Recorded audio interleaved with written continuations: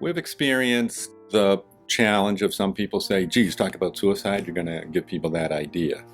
But we have others who have seen that when we come in and present, what actually happens is you're not feeding the idea to people, but what you are doing is letting people who were struggling with thoughts talk about it.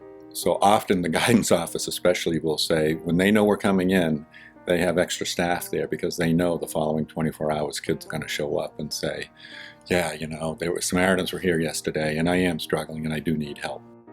One of our prized programs is reaching out to school-age children and young adults. It is here that Samaritans brings an opportunity to open the discussion for youth around suicide and mental health. What about like pop quizzes? Oh, pop quizzes. Pop quizzes. By Mrs. Petrucci? Yes. Oh, Pat didn't need to give that one. So we stop. You're going to hold those just like that. Why do we stop when one cup falls? because that's It's too much stress, yeah. right? What's going on here? How is he feeling right now? Depressed? Is he overwhelmed? He is. He has a lot on his plate right now, right? When you're in middle school and high school, it's such a tough age. Kids are trying to make their impression and be cool and want everyone to like them.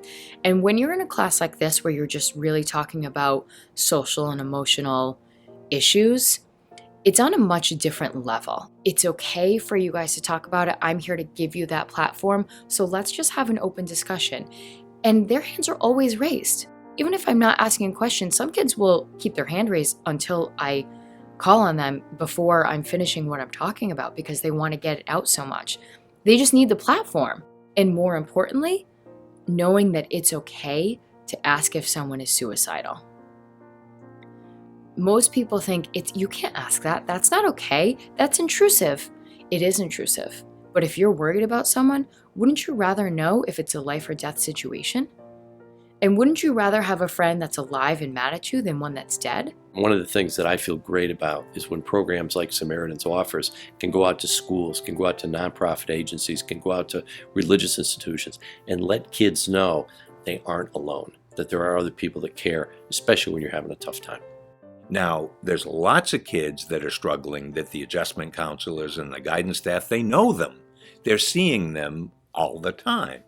But almost always when we do a screening, we identify a kid that was on no one's radar.